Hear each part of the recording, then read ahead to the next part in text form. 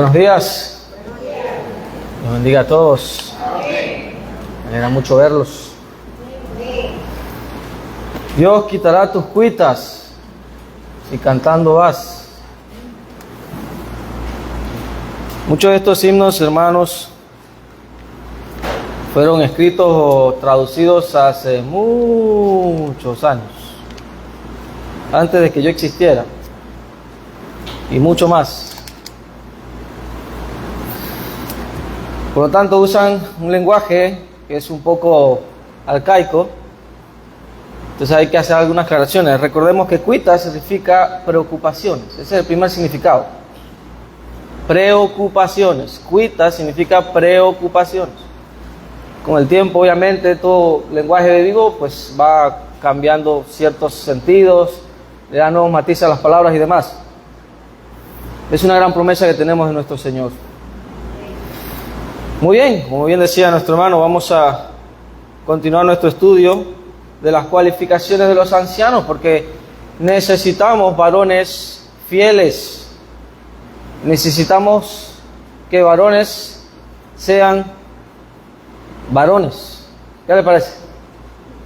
Necesitamos que varones sean varones en la iglesia del Señor y que cumplan su labor, su llamado de parte de Dios, para el bienestar, obviamente, de la iglesia, para su edificación, para su madurez. Y en eso estamos trabajando. Recordemos que cuando hablamos de ancianos no estamos hablando de edad, estamos hablando de un oficio dentro de la iglesia. La Biblia habla que los líderes, plural, siempre debe ser más de uno, en el Nuevo Testamento, en la iglesia del Nuevo Testamento, deben ser ancianos. Ese es el término predilecto, es el que más se repite. También se les denomina obispos, y muy poco, solamente en forma verbal, aparece más, pero una sola vez en forma sustantiva, pastores, obispos. Se refiere al mismo oficio. ¿Ok? Y estábamos viendo estas cualificaciones que vemos en 1 de Timoteo, capítulo 3, Tito, capítulo 1, que están, digámoslo, esquematizadas en este estudio en 4 categorías: carácter, familia, sabiduría, y estamos en la última parte, es testimonio. Testimonio. Y ya hemos visto hasta el momento que en cuanto a testimonio, en cuanto a conducta, en cuanto a reputación o fama, eso es lo que quiere decir testimonio, debe ser irreprensible. A ver, ¿qué pasó aquí? Ok. Irreprensible, decoroso, de buena reputación. ¿Y quedamos aquí? No dado al vino. No dado al vino. Hay que entender, hermanos, que nosotros estamos separados por alrededor de, o casi 2000 años del mundo grecorromano del primer siglo, de cuando fue escrito el Nuevo Testamento. Y obviamente la cultura, la tradición y lo demás son totalmente diferentes a las nuestras. Entre esas cosas, obviamente, las bebidas alcohólicas de aquellos días eran muy diferentes a las nuestras. Muy diferentes.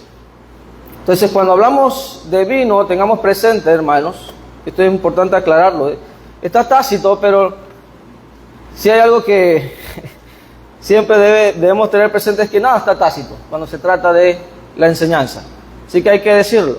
Cuando hablamos de vino, específicamente en el Nuevo Testamento, cuando se habla de prohibición, como es el caso, 1 Timoteo 3:3, no dado al vino, estamos hablando de no dado a bebidas alcohólicas, no específicamente el vino, porque en la antigüedad habían otras bebidas alcohólicas o fermentadas también, tipo sidra o tipo cerveza, por ejemplo. El Antiguo Testamento utiliza un término que se llama sicar para ese tipo de bebida. Entonces, tengamos eso en cuenta. El objetivo aquí es que este hombre o estos hombres, los ancianos, candidatos ancianos, y también todos los cristianos sean sobrios. Excelente. sobrios. Ese es el término que utiliza 1 Tesalonicenses capítulo 5 en contraste a estar embriagado o bajo los efectos del alcohol.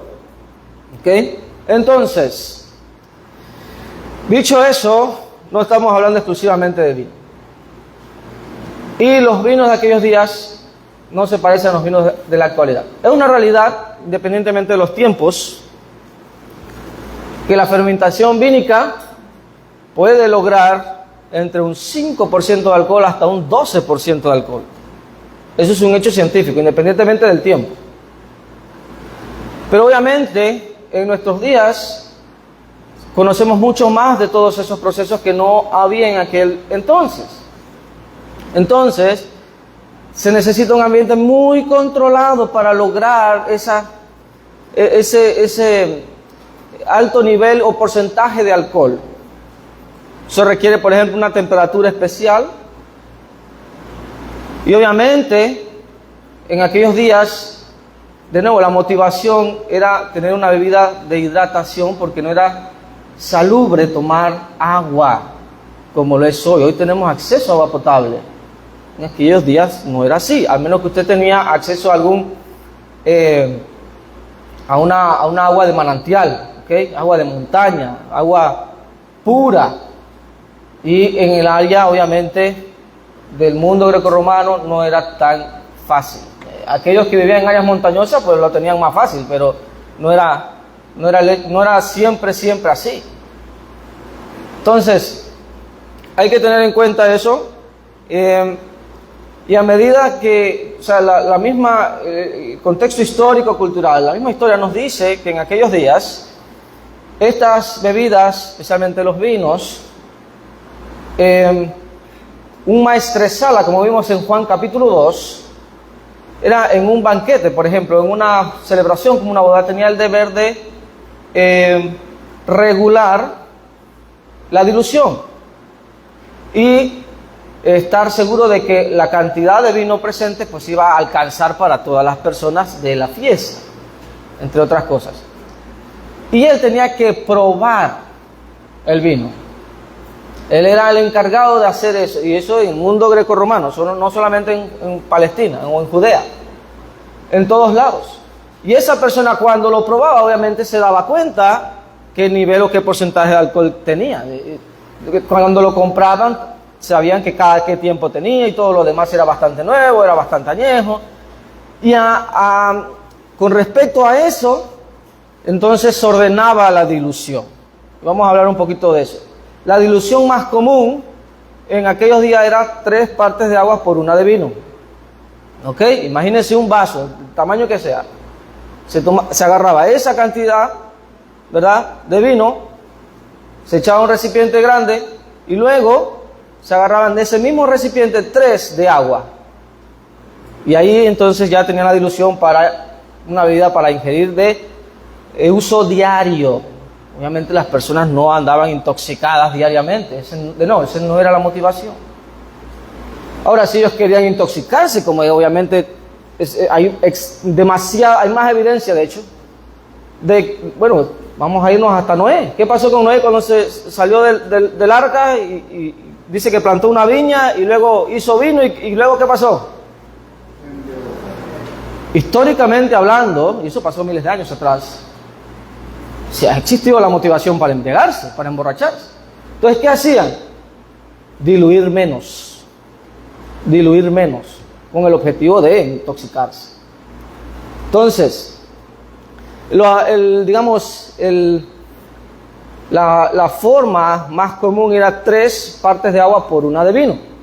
Pero había en otros casos en que era 5 o 7 o 10 o incluso hasta 20. Por ejemplo, voy a mostrarle algunas citas ahorita. Esa en particular no me alcanzó el tiempo para ponerla, pero luego se las traigo. Una de Homero, el escritor. Y Homero habla en uno de sus escritos que se diluía 20 partes de agua por 1 de vino. Imagínense la cantidad de alcohol que podía tener ese vino para llegar a ese punto de dilución. ¿Okay? Entonces, es muy importante considerar el contexto cultural cuando leamos la Biblia, la palabra vino. Ok, vamos a hablar un poco de esto con citas. La realidad de la dilución en el vino de la antigüedad. Por ejemplo, tenemos a Filón, noten los años, primer siglo,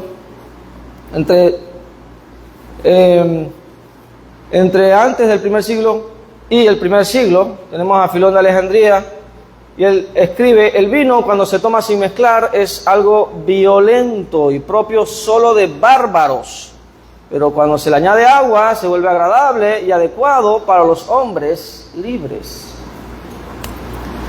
Tenemos a Plutarco, primer siglo, dice: lo mejor es mezclar el vino en la proporción de 3 partes de agua por 1 de vino. También debe tenerse en cuenta la fuerza del vino y el calor de la estación. Está claro, históricamente hablando. En el mundo bíblico, tanto Antiguo como Nuevo Testamento. Tenemos a Columela, primer siglo. Para el beber ordinario, normalmente mezclamos 1 parte de vino con 2 partes de agua. Fíjense, aquí tenemos otra manera de diluir. Y lo que entendemos es que, noten, es el beber ordinario, el normal, digamos. Lo que nosotros haríamos para tomar agua, ¿ok?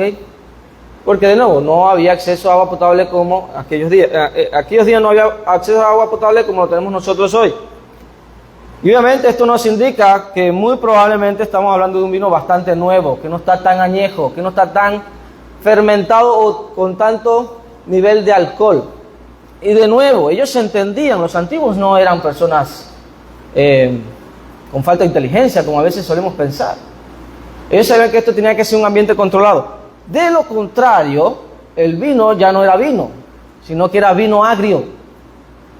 ¿Y sabe cómo le llamamos nosotros eso hoy? ¿Alguien sabe cómo se llama el vino agrio hoy? Vinagre. Y ya tenía otro uso. Ellos sabían muy bien eso. Por eso tenía que estar en un ambiente controlado.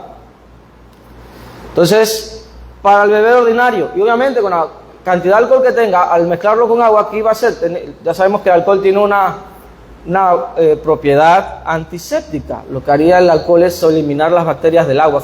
Si tomaba agua directo, obviamente podría causar problemas de salud, problemas estomacales. No nos vamos lejos. Obviamente, incluso lamentablemente, tenemos que decirlo, lamentablemente es muy triste que incluso ciertas áreas del país de acceso difícil no tienen acceso a agua. Y muchos de esos niños, nuestros niños, tienen problemas, por ejemplo, de ameba, entre otras cosas.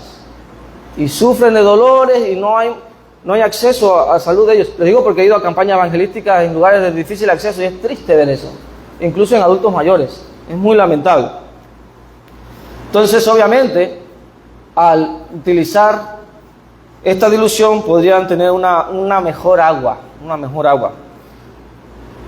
Una más, y esta de parte de los judíos, de parte del Talmud. Estamos hablando en primer siglo. El Talmud es uno de esos escritos judíos que habla o comenta sobre las tradiciones judías y de textos bíblicos. El rabí Yohanan dijo: el vino debe mezclarse con agua, pues está escrito: no beberás vino ni bebida fuerte, ni tus hijos, tú ni tus hijos contigo, cuando entréis en la tienda de reunión. Levítico 19, y citan Levítico 19. De nuevo, aquí vemos primer siglo de fuente judía hablando de la necesidad de dilución. ¿Ok? Muy bien. Tenemos también, por otro lado, ya hablamos de la realidad de la dilución. Vamos ahora a hablar de la parte de qué pasaba si había personas que lo tomaban sin dilución. ¿Qué pensaba la cultura grecorromana de esto? Bueno, también hay muchas citas al respecto. Por ejemplo, tenemos a Plutarco, de nuevo, primer siglo. Dice: los que beben vino sin mezclar son de naturaleza brutal y salvaje, pues esas personas no están acostumbradas a mezclar o a diluir, y son como los tracios y escitas, es lo que mencionábamos el domingo pasado, que beben vino sin mezclar.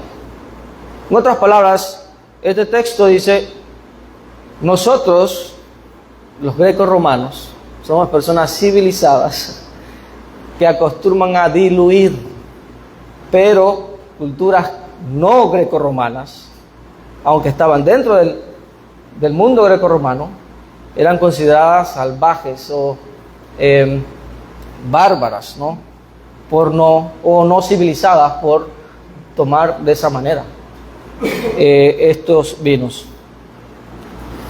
Y vamos a más adelante ver algunas citas médicas de aquellos días, por qué se considera algo bárbaro o no civilizado.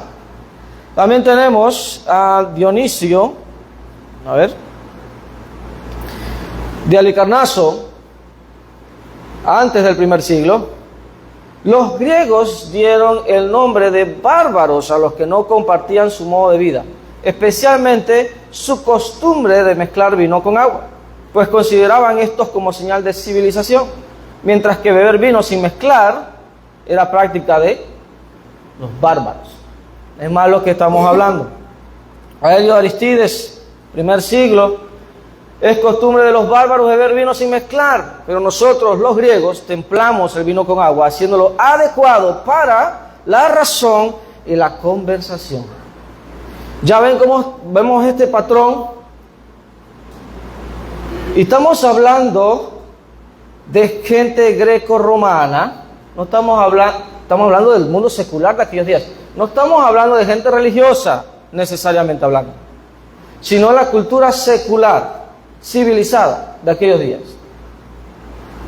Ahora, cuanto más cuando vamos a textos religiosos, específicamente lo que nosotros conocemos como la verdad, el Nuevo Testamento de Jesucristo. Vamos ahora a recomendaciones médicas. En la antigüedad tenemos a Hipócrates. Este hombre es considerado el padre de la medicina. Y estamos hablando del tiempo del Antiguo Testamento, no es del primer siglo.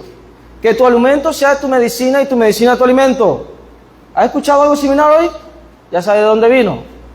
En cuanto a las bebidas, es mejor usar el vino con dosis y con agua. Transportémonos, hermanos, al contexto histórico. Esto lo está diciendo gente hace muchos años atrás, 2000 o más, con bebidas que tenían un porcentaje de alcohol entre 5 y por mucho 12. Las bebidas de hoy no tienen esa cantidad de alcohol, tienen mucho más.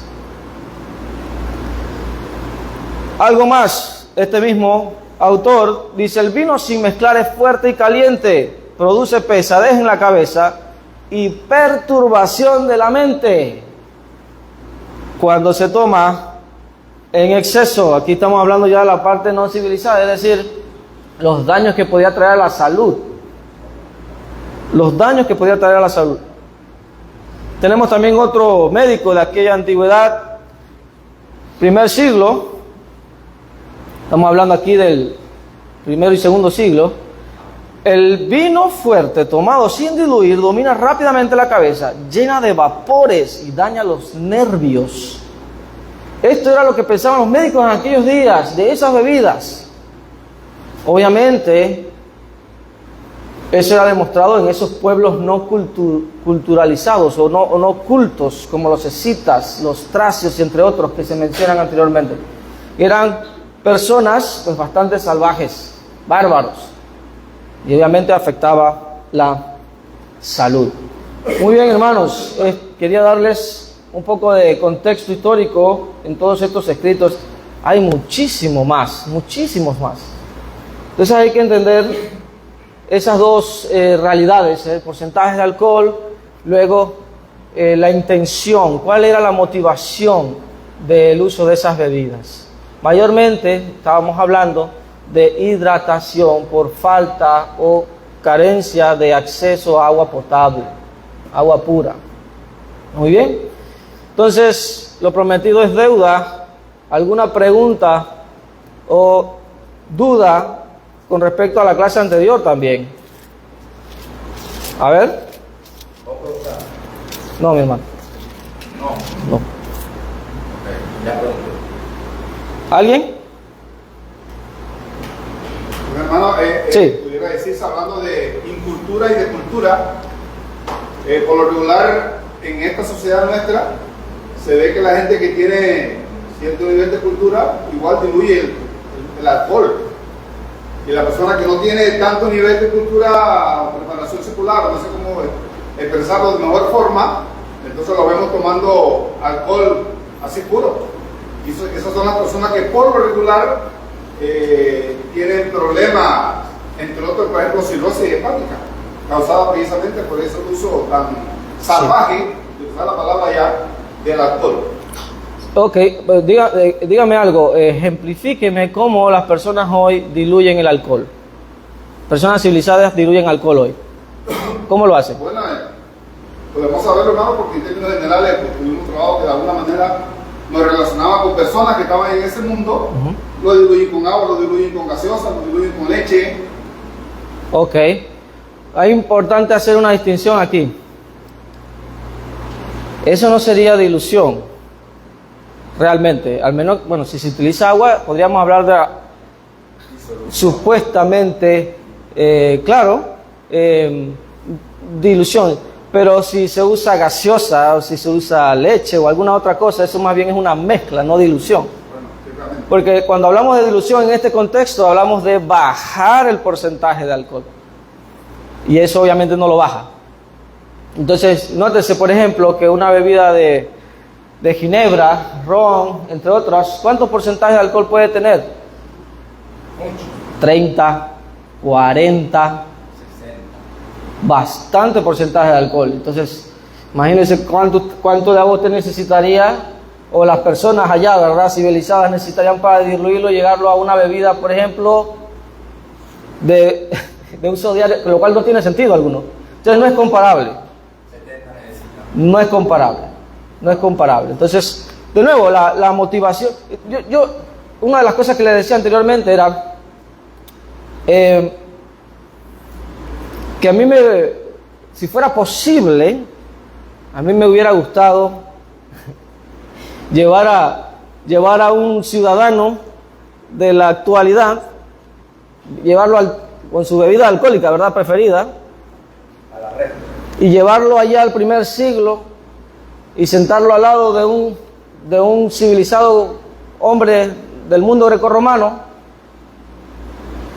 para ver qué pensarían ellos de las personas modernas sobre las bebidas alcohólicas. ¿Qué piensan? Si de los escitas y tracios, por tomar bebidas alcohólicas que estaban rondando entre 5 y 12, fermentación mínica, por lo mucho 12%, si los consideraban a ellos bárbaros y incivilizados y todo lo demás, ¿cómo considerarían un hombre que se toma hoy un shot, ¿no?, de ron o de ginebra de 40 o más % de alcohol? ¿Cómo lo considerarían? Borracho.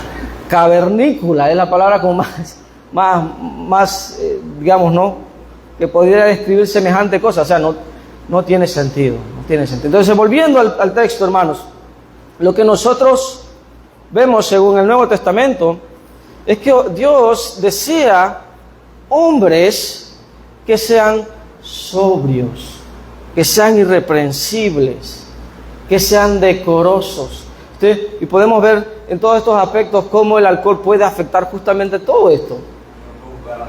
Entonces, hombres fieles que liderizan deben ser personas sobrias. Personas sobrias. ¿Alguien más tiene alguna pregunta o comentario o duda? Sí, hermana Andrea. Entonces, enfocándonos en la palabra sobrio, esto involucraría cualquier sustancia que un ser humano pueda utilizar para entorpecer sus sentidos, o sea, como por ejemplo drogas recreativas, cigarrillos, incluso ciertos medicamentos cuando se abusa de ellos. Muy bien, yo iba a hacer la aclaración ya. Evidentemente aquí entran todo tipo de sustancias que hoy se llaman ilícitas, ¿no? Tienen esa etiqueta de drogas, sobre todo drogas recreativas, marihuana, todo tipo de crack, heroína, todo ese tipo de cosas. Obviamente afectan la sobriedad. Importante el matiz que hace nuestra hermana Andrea con respecto a los medicamentos. Es una realidad que los medicamentos pueden ponernos a nosotros de manera no sobria, pero por motivo de salud, y eso es algo temporal. Por ejemplo, si usted toma un antialérgico, ¿qué va a pasar? Da sueño, y usted no va a procesar, usted no va a ponerse a hacer problemas matemáticos y de física o de química, luego tomarse un antialérgico. No, va a tener serios problemas, ¿no? Entonces, evidentemente eso es muy diferente. Estamos hablando de una situación de salud y eso es algo temporal, al lugar de, obviamente, estas drogas, estos narcóticos que tienen no solamente un efecto en ciertas horas, sino que tienen un efecto colateral por su uso. El alcohol, por ejemplo, tiene, digamos, la persona toma alcohol y queda en estado de embriaguez, y obviamente queda totalmente, ni se acuerda luego, ¿verdad?, qué es lo que hacía, qué pensaba y qué decía. Y ese es uno de el efecto más inmediato. Pero si esa persona habitualmente toma alcohol, cuando esté sobrio, está lidiando con las consecuencias del alcohol que le ha hecho su cuerpo. Y parte de eso ya lo vimos justamente en algunas de esas citas médicas de los médicos de aquellos días. Lo que hace a los nervios, lo que hace al hígado, lo que hace al estómago, lo que hace incluso a las neuronas. Y obviamente eso impacta en general en la sobriedad. Entonces, es importante tener ese matiz allí en cuenta. ¿Alguien más? Hermana, Cristian. Lo que decía Andrea, cuando es por motivos de medicamentos, es un ambiente controlado, porque no es la dosis que tú quieras, por los días que tú quieras, sino que el médico, que es el que sabe qué cantidad puedes consumir, y te pregunta o te dice, por ejemplo, cuando usted va a tomar este medicamento, no puede manejar equipo pesado, no puede conducir, no puede hacer para que no sea un riesgo para los demás. Ahora, que las personas utilicen eso sin control, sin conocimiento, claro que afecta todo su funcionamiento. Absolutamente. Por eso es muy importante siempre verificar estas ¿cómo serían? Contraindicaciones, efectos secundarios. Siempre hay que verificar eso. Por eso tanto los médicos siempre dan esas aclaraciones. Ellos éticamente tienen que hacerlo, ¿no? Siempre dar esas recomendaciones médicas. Si usted toma esto, va a pasar esto, así que tenga cuidado si va a manejar, etcétera, etcétera. ¿Alguien más? Yo. No dado al vino. ¿Qué idioma se escribió la Biblia? En griego koiné. Griego. En griego koiné. ¿Quién inventó El Nuevo griego? Testamento. ¿Quién inventó el griego? No lo sé. Dios. Dios los idiomas. Muy bien, vamos a continuar, hermanos. Quedamos entonces terminar esta parte aquí. Y vamos ahora a la siguiente. Y 1 Timoteo 3:3, hermanos, nos da una progresión también que es importante considerar.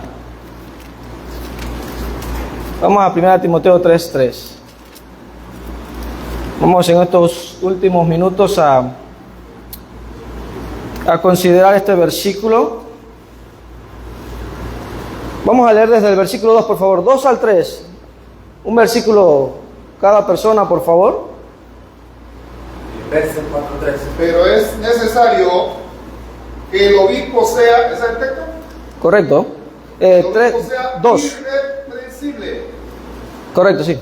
marido de una sola mujer, sobrio, prudente, decoroso, hospedador, apto para enseñar. No dado al vino, no pendenciero, no codicioso de ganancia del dinero, no amable, no Muy bien. Noten, es necesario que el obispo sea reprensible. Lo que venimos viendo, se repite en ambas listas, se menciona hasta 3 veces. Irreprensible quiere decir que no es objeto de reprensión o de censura normalmente. Entonces estamos hablando de alguien íntegro. Y si esa persona es íntegra, note lo que ocurre luego. Pues va a ser marido de una sola mujer, es alguien sobrio, prudente, decoroso, obviamente hospedador también, apto para enseñar. Luego, en el versículo 3 tenemos otra progresión bastante importante. Dice, no dado al vino, que es lo que acabamos de ver. No debe ser alguien que haga que su sobriedad esté comprometida, ¿ok? ¿Por qué? que obviamente puede generar todo lo contrario a sobriedad y de lo que se menciona luego. Dice, no dado al vino, no pendenciero. No pendenciero. No codicioso de ganancias deshonestas. Dice, si no, aquí viene el contraste. O sea, no debe ser, dado al vino, no debe ser pendenciero, sino amable, apacible. Palabras que se contrastan, ¿no? Entonces vamos a no pendenciero. No pendenciero. ¿Qué es esto? Bueno, esta cualificación la encontramos en ambas listas de la misma manera. Está aquí en 1 Timoteo 3:3, también en Tito 1:7. Y básicamente nos habla de que esta persona no debe ser belicosa o un matón. No, esa es la idea, no debe ser belicosa o un matón. Estamos hablando de alguien que no controla sus emociones, es alguien colérico, es alguien que en vista de esto está dispuesto y es pronto y rápido para pelear físicamente, o sea, llegar a los golpes físicamente.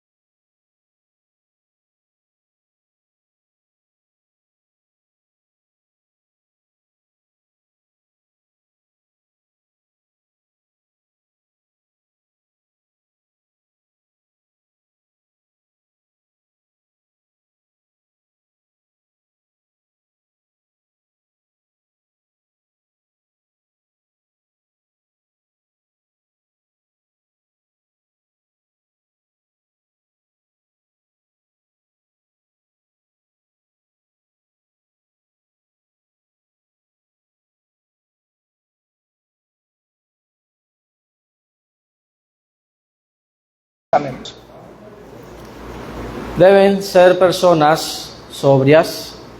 Todos los cristianos deben estar siempre alerta. Si el cristiano consume sustancias narcóticas, van a provocar que no seamos sobrios y no vamos a estar alerta a todos los dardos del maligno, y obviamente eso nos va a comprometer en muchas áreas de nuestra vida espiritual. Adicional a esto, debe ser una persona no pendenciera, no un peleón, no un matón, ¿ok? Entonces, vamos a leer un par de versículos que también nos muestra esto, para poner esto en perspectiva. Vamos, por ejemplo, a leer algunos versículos que nos ponen este término en forma verbal.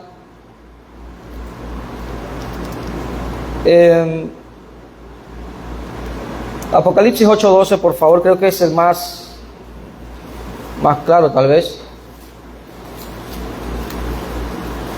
Apocalipsis 8:12.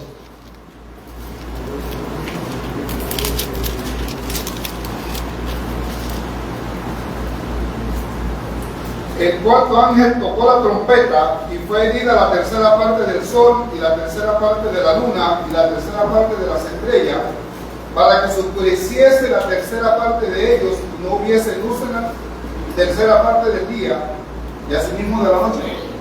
Ok. Noten en la primera oración, las primeras palabras, dice: el cuarto ángel tocó la trompeta y fue herida. Fue herida. Ese término herida allí es el mismo término de no pendenciero de forma verbal. Entonces está hablando de que no debe ser alguien que hiera, tanto en palabras como físicamente. O sea, no debe ser un matón, alguien belicoso, alguien peleonero, alguien que está listo para ir a los golpes. ¿Por qué eso sería importante? Obviamente, un anciano de la iglesia, un líder de la iglesia, debe ser más bien alguien pacificador, no alguien que pues al momento en que los ánimos se caldean, pues va directo a dar golpes. No, obviamente no puede ser una persona así. Y esto es algo que todos los cristianos debemos cumplir también. Vamos a leer, por ejemplo, con esto vamos a terminar, Gálatas 5:20 y 23, Gálatas 5:20 y 23, por favor. Gálatas 5:20 y 23. Idolatría, hechicería, enemistades, pleitos, celos, ira, contiendas, disensiones, herejías, envidia, concilio, borracheras, orgías, cosas acerca de ellas, de las cuales cosas mujeres, como ya os lo he dicho antes, que los que practican tales cosas no heredarán el reino de Dios. Ok, ¿qué dice el 23? Mansedumbre, templanza, contra tales cosas no hay ley. Ok, por ejemplo, miren, en el versículo, en Gálatas 5:20, tenemos entre varias palabras lo que son los pleitos, disensiones, enemistades, contiendas. O sea, estamos hablando de ese tipo de peleas, no solo verbales, sino también incluso a lo físico. Entonces son obras de la carne. Todos los cristianos, obviamente, no deben practicar estas cosas. Y luego en el versículo 23, más bien lo contrario, debemos practicar, dice, la mansedumbre, que la mansedumbre no es más que la fuerza bajo control, es alguien que controla sus emociones, es alguien manso, alguien sereno, equilibrado, ¿verdad? Y luego tenemos también la templanza, que habla del dominio propio, alguien que controla sus emociones.